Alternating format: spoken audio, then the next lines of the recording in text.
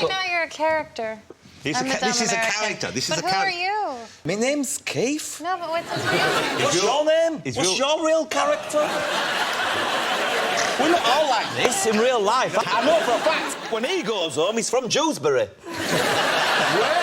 I went on that Jonathan Ross show. They didn't like me jokes. They didn't like any of me jokes. OK, so David Attenborough says he loves animals, but he doesn't really. He hates them, especially dolphins. Dolphins. I don't like dolphins. And horses. Horses are another bad animal, because I guarantee you a horse, when a family comes into a field, to a farm or whatever, and a horse is there, I don't know what a horse sounds like in its brain, but I imagine it says to itself, there's a family here, I'm going to get my cock out. Every time a family is around a horse, its big pink stem comes out. And it's just so it embarrasses the father, so the little kid goes, what is that pink leg in the middle? You tend to get, obviously, because of your size, I guess it's limited the roles you can play, or you certainly get, I guess, approached for certain kind of roles, don't you?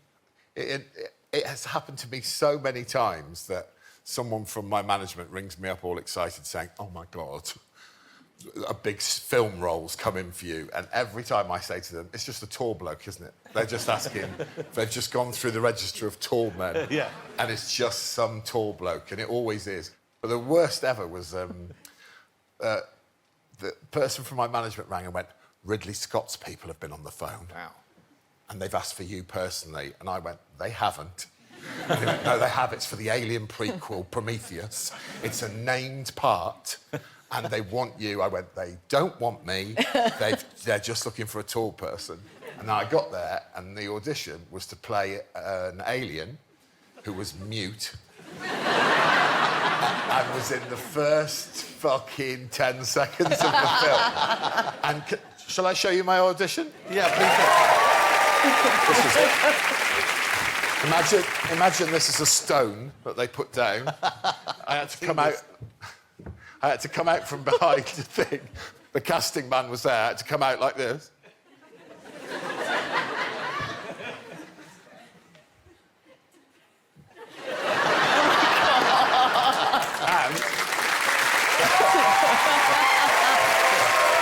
An acting masterclass. And you didn't get it? I didn't get it. Oh, man.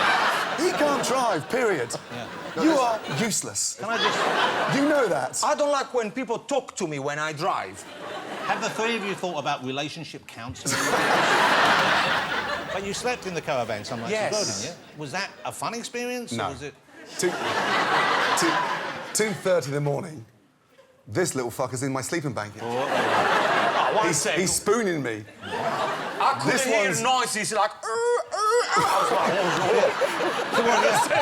In my sleeping blanket. He got in the bed with you? He undone the zip and got inside the blanket. I was scared. Hold on. You were fucking naked.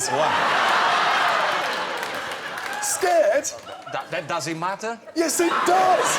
Gordon, it's only skin, Gordon. Should we talk to Jonathan the way you wake me up in the morning? No. By bashing your willy on my foot? Oh. Should we say that? Should we take this to another level now? I told you I needed a pee. Oh, so then you wake somebody up by doing that? That is not true. That is not true. Listen. You didn't bang your willy on my foot. No. Ramsey, did you or did you not bang your willy on his foot? Yes. See? The paranormal, ghosts, the supernatural. I believe there on one of your tours, you got so frightened by ghost stories, you couldn't sleep. Yeah, I've got a bit of history. I don't like the dark. Yeah. What? No. Whoa! Oh, what are you sleeping? Huh? If you say you got a nightlight, I'm gonna punch you. I'm gonna punch you right now. If you tell me... I wouldn't do that. If you tell me that your big ass sleeps with a nightlight... So ghosts, though, you believe in ghosts? You've seen a ghost? You've heard of ghosts? I didn't like the dark, and then I was in Zimbabwe on one of the tours, and one of the lads was, like, telling ghost stories. I didn't like it. Seriously, I ended up, my mate Rob Key, he's like quite a portly fellow, he's not the most attractive, but I ended up sleeping with him because I was frightened. It was the worst thing ever, because I was quite a big lad. He was a big lad, and he was in a single bed, and I was spooning him all night. And then the next day, we slept in because I couldn't sleep. Yeah. And I turned up... Well, so even though you had him for comfort, still, the fear of the supernatural... I couldn't let go of him. You couldn't let go. And then the next day we had a test match, and I turned up quarter of an hour late and got fined because I'd missed quarter of an hour, so it cost me about £2,000. That must have been some ghost story. And my respectability, yeah. I'm picturing somebody telling the ghost story, and Freddie like, that's enough. Yeah. The worst thing is that the lad who told the ghost story, he got fined as well for telling, like, a 25-year-old man a ghost story. It was just wrong on every level. You're gonna get fined too, Marcus. You know Freddie's scared of ghosts. Why would you do that to Freddie? Don't nobody believe in ghosts. You know Freddie think ghosts are real. We put on a few gigs while we were out there, so we did some stand-up while we were there, and it was amazing to see, like, the equivalent of... Because stand-up's relatively new there. It's kind of about 10 years old, and the clubs are all about 10 years old. And it's amazing to see... There's a big Chinese, Malaysian community as well. And it was amazing to see their version of... What's the deal with aeroplane food? Because, which is like kind of like really hacked stand-up. Yeah. They'd be like, oh my God, you know what it's like when you've got a big exam and your mother goes and leaves a chicken at the temple, and people are like, oh my God, I know what that's like. And it was just amazing to be, and it was like, again, you make a little community. Like I was talking with John earlier on, that like in LA, like you make a little community for yourself at stand-up, and you meet people around the world. And so now I've got loads of like Malaysian pals and like stand-up pals there. It was great. And are you can I ask you, you're single, I believe, aren't you? Were you dating out there? I'm not going to go out with you, Jonathan. Whoa. I thought I was on this show by merit, and that's not going to happen. Well then, fine. Okay. Can I ask something? Yes, I will go out with you, John Malcolm. Can I ask? How does the chicken at the temple joke end? The problem with it wasn't even a great gag. It was just like, hey guys, you know what it's like when you walk and you fall over and people are like, ah! They don't even need like, I know what that's like. Like, sometimes people don't need in-hand gag. John, you know, I haven't done it. I wouldn't make it. See, but you see, you thought this was old material. This is the best joke you've ever had. That's all you've ever had. Yeah. Do you know, my friend I was telling her who I was coming on the show with, and she was like, this is going to sound stupid, so don't say this on the show. But is John Malkovich anything to do with, you know, the movie? And I was like, don't say it. Being John Malkovich. Clever people lying around with. Do you get that a lot, though? Do people ask you what it's like being John Malkovich? I do get that mostly from journalists, but the thing I get the most is people come up. Somebody did it at the little, you know, off-license shop yesterday down by where we stay. They always say, I look like John Malkovich. And has anybody ever told me that? And I go, no. And then they go, you sound like John Malkovich. And I say, really? No, I don't know. And then they're like, but John Malkovich would never come into an off-licence as cheap. Yes. Oh, yes, he would. The most unusual place I got recognised, I was in Dubrovnik. And I was... Yeah, you heard me. And I was filming something in Dubrovnik, and I had to eat oysters for this filming. And just before we ate the oysters, someone said to me, you know, if you eat a bad oyster, you'll never eat them again, because the pain is so bad. And I was like, that can't be right. And I ate these oysters, and I'm not joking, about 4 hours later, I was in so much pain, I was crawled up in my hotel room, and I was screaming, I will never eat oysters again. And normally, when you've got sort of food poisoning, it comes out, doesn't it? It either comes out there or there. These oysters would not leave. They would not. They were like my parents at Christmas. They would not go. And I'm in just the worst. Honestly, I've never thought anything like it.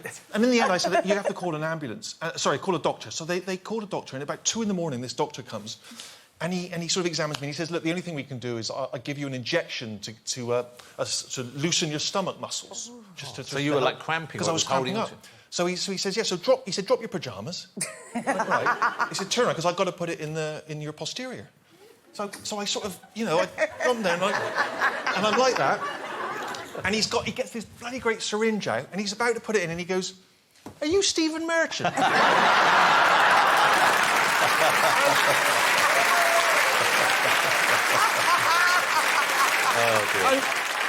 My first thought was, has he recognised me from my art? Is that what I'm known for in Dubrovnik? Am I like the Croatian Kim Kardashian? So he puts this injection in, and I was like, "Oh, thanks, mate." Yeah. And he goes, "Don't suppose I could get a selfie, could I?"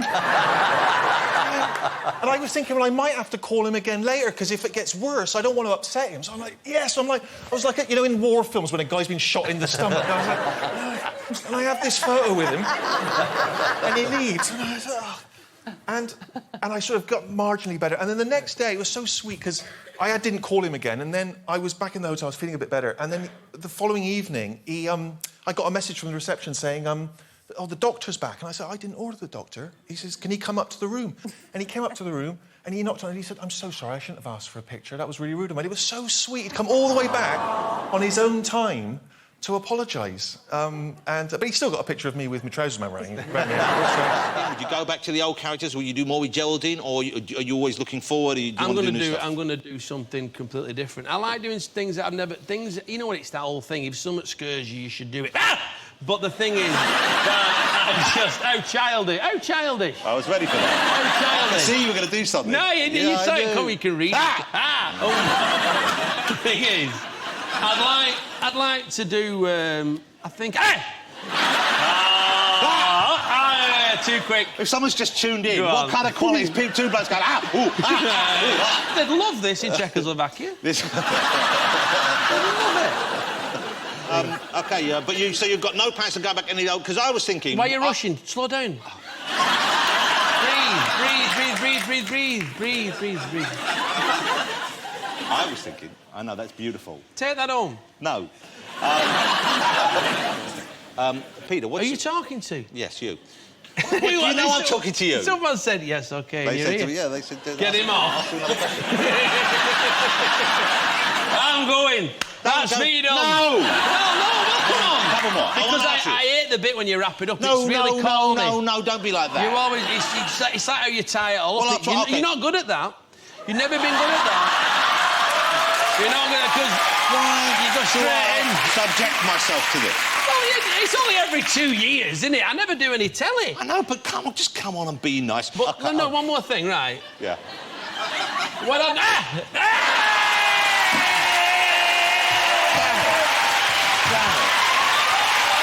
it. Oh, he's down. Rock up.